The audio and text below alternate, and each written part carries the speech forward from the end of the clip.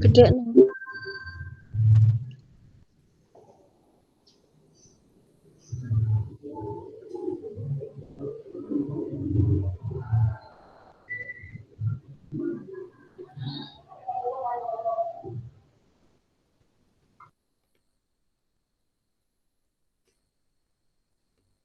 Bisa. Assalamualaikum warahmatullahi wabarakatuh. Jadi perkenalkan kami dari kelompok 5 selaku pembanding untuk kelompok 3.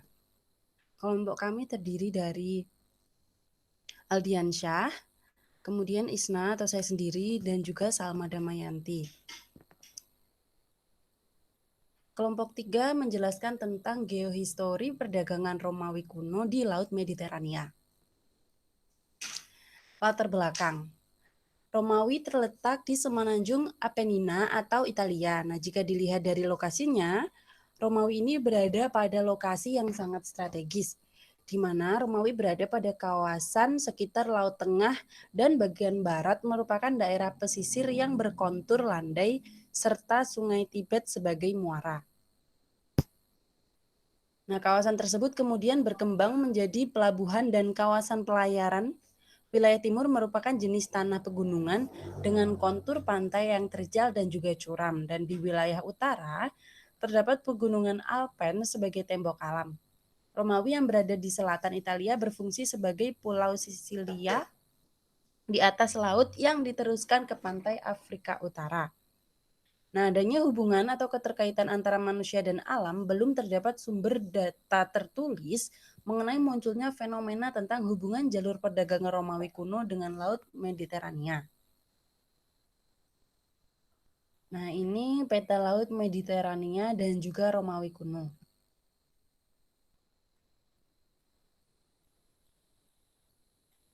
Kemudian pembahasan terdiri dari landasan teori yang termasuk di dalamnya teori kebudayaan, peradaban, dan juga geohistori. Kemudian paparan data dan analisis data yang terdiri di dalamnya kondisi fisik perdagangan dan persebaran hasil kebudayaan. Kemudian yang ketiga yaitu pembahasan terdiri dari peradaban Romawi kuno dan hubungan perdagangan Romawi.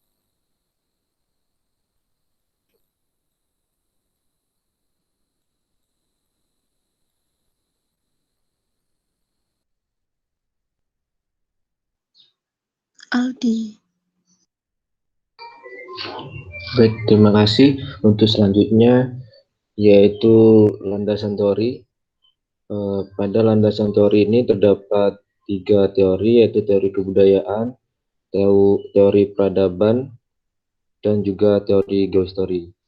Pada teori kebudayaan ini terdapat 7 unsur kebudayaan, yaitu bahasa, sistem pengetahuan, organisasi sosial, sistem peralatan hidup dan teknologi, sistem mata pencarian hidup, sistem religi, dan kesenian.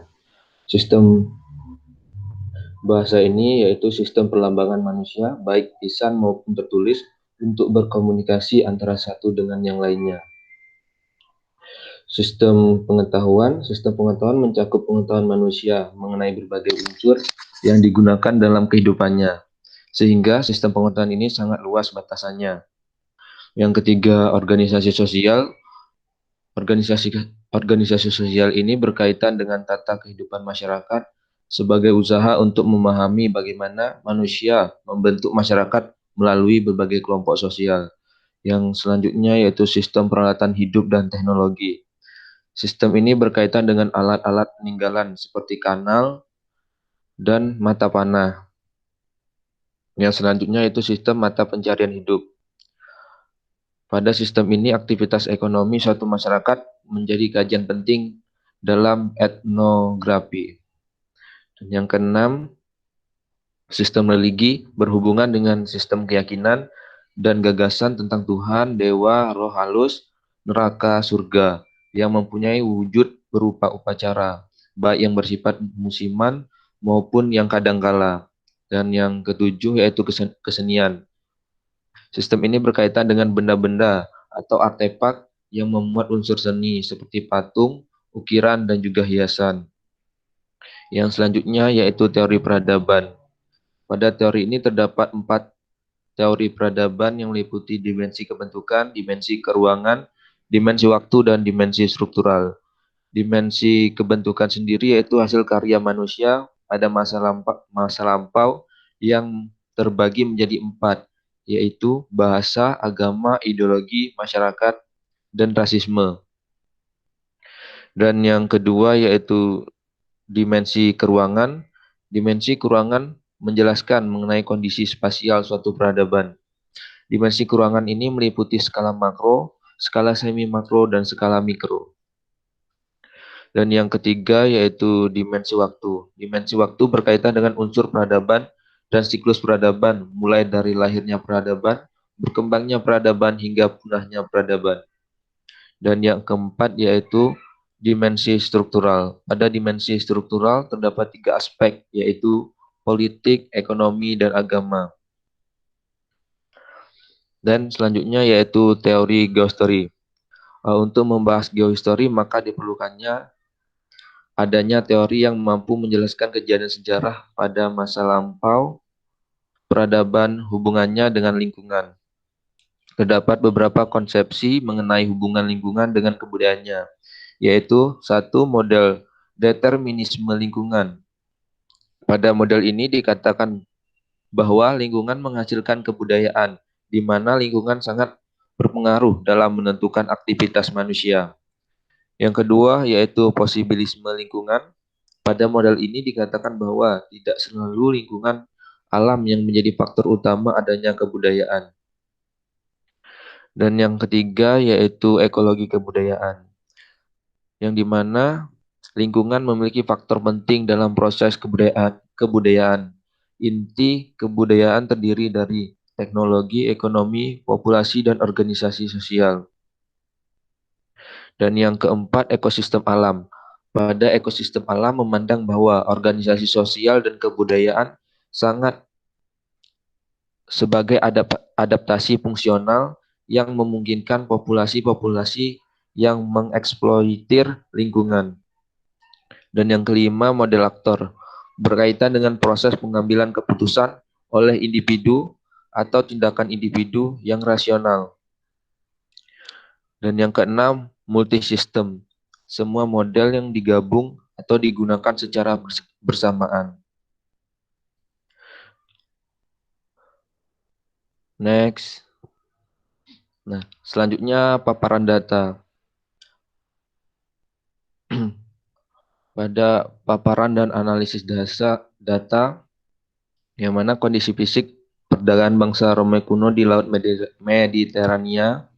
Laut Mediterania adalah laut yang terhubung langsung dengan Samudra Atlantik dengan luas permukaan 2.500.000 km. Laut Mediterania dikelilingi oleh Mediterania Basin, di mana di sebelah utara oleh Eropa Barat, Eropa Selatan, dan Anatolia. Di sebelah selatan dengan Afrika Utara, dan di sebelah timur oleh Livan. Laut Mediterania telah menjadi sentral dalam sejarah peradaban Barat dengan lokasi strategisnya. Laut Mediterania disebut sebagai perairan yang terpisah. Hal ini dibuktikan dengan bukti geologi yang menunjukkan bahwa sekitar 5,9 juta tahun yang lalu, Mediterania terputus dari Atlantik dan sebagian lautnya kering. Selama sekitar 600.000 tahun, selama terjadi krisis salinitas Messinian, hingga pada akhirnya terjadi banjir Zanclean sekitar 5,3 juta tahun yang lalu. Laut merupakan jalur penting bagi perdagangan dan pelancong di zaman kuno. Pada jalur perdagangan di Laut Mediterania sangat bergantung kepada arah angin. Angin menjadi salah satu parameter iklim yang sangat penting karena berpengaruh langsung terhadap panas, penguapan, sirkulasi, dan pencampuran mata air. Laut Mediterania memiliki angin lokal yang bertiup 2-3 bulan sekali dibanding dengan wilayah perairan lain yang anginnya bertiup 6 bulan sekali, sehingga menjadikan sebuah keuntungan bagi Romawi dalam kegiatan pelayaran perdagangannya dibandingkan wilayah lain. Sistem angin yang dominan di wilayah Mediterania meliputi levanter angin timur di Selat Gibraltar Barat, Albanon Laut terjadi di bulan Juli hingga Oktober, dan pada bulan Maret terdapat angin Lavandates, angin kencang dari pantai timur Spanyol, bertiup dari NNE ke ENE.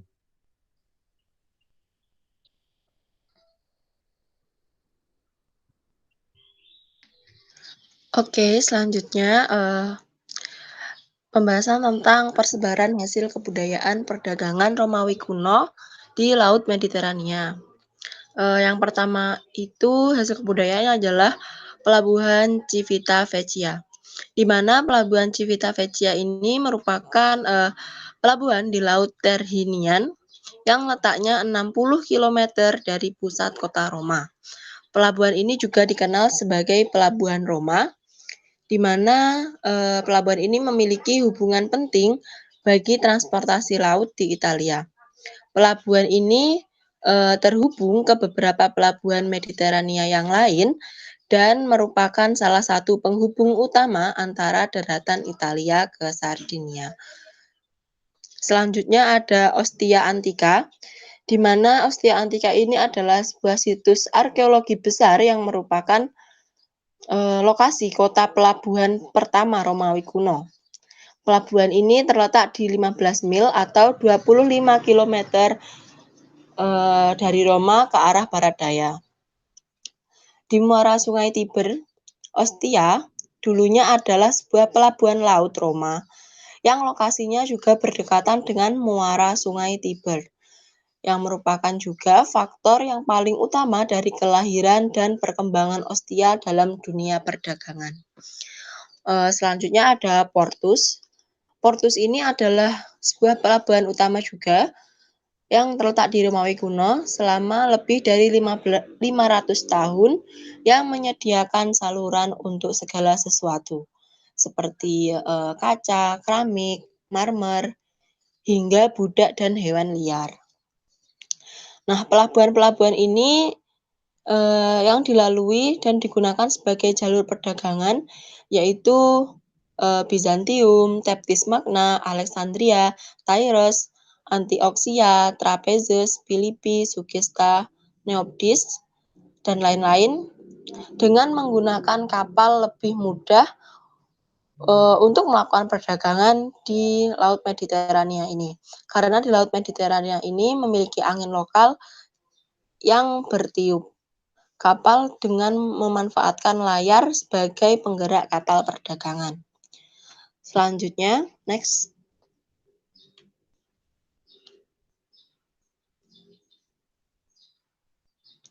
Selanjutnya, hubungan perdagangan Romawi kuno dengan Laut Mediterania. Pada peradaban Romawi kuno ini, cuaca dan iklim sangat berpengaruh pada perkembangan peradaban. Hal ini dikarenakan untuk mengetahui wilayah perdagangan Romawi kuno pada saat itu. Dalam pembahasan ini lebih ditekankan pada bagaimana Laut Mediterania ini memberikan pengaruh pada kegiatan manusia yang berupa kebudayaan di Laut Mediterania sendiri. Diketahui bahwa Laut Mediterania ini berada di laut pedalaman yang berada di antara benua Eropa, Asia, dan Afrika. Dengan adanya Laut Mediterania ini, Laut Mediterania ini memiliki wilayah yang strategis sehingga menyebabkan Romawi kuno ikut serta dalam perdagangan di laut tersebut.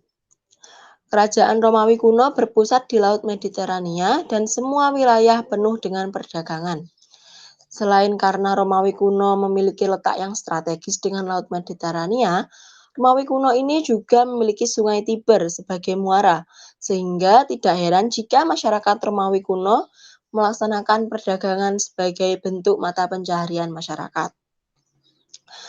Selanjutnya, Masyarakat Romawi kuno juga melakukan perdagangan di Laut Mediterania ini dengan bergantung pada arah mata angin, seperti yang sudah dijelaskan tadi. Dengan itu, angin menjadi salah satu parameter iklim yang sangat penting. Adanya perdagangan di Laut Mediterania menyebabkan munculnya persebaran kebudayaan yang berupa sistem mata pencaharian masyarakat Romawi kuno, khususnya dalam bidang perdagangan. Oke, terima kasih.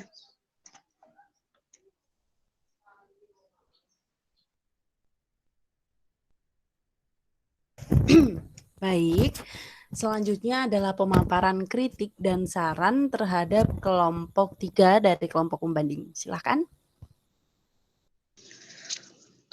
Oke, mungkin kami akan sedikit memberikan kritik dan saran ya untuk kelompok 3 dari kelompok kami. Sebenarnya dari segi makalah sudah baik, sudah runtut dan sudah rapi. Namun dari segi presentasinya kan kita juga belum tahu karena belum diupload di YouTube. Dari segi makalahnya yes, itu tadi sudah baik, sudah bagus. Cuman ini adalah kesalahan yang umum untuk biasanya para teman-teman dalam membuat makalah, yaitu tulisannya typo, banyak yang typo. Sehingga kita membacanya dari kelompok 5 itu, dari kelompok pembanding itu sedikit kayak bingung dan susah. Mungkin nanti untuk kedepannya kelompok 3 jika dalam penulisan makalah bisa diperbaiki dan lebih teliti. Begitu. Mungkin ada tambahan dari teman-teman?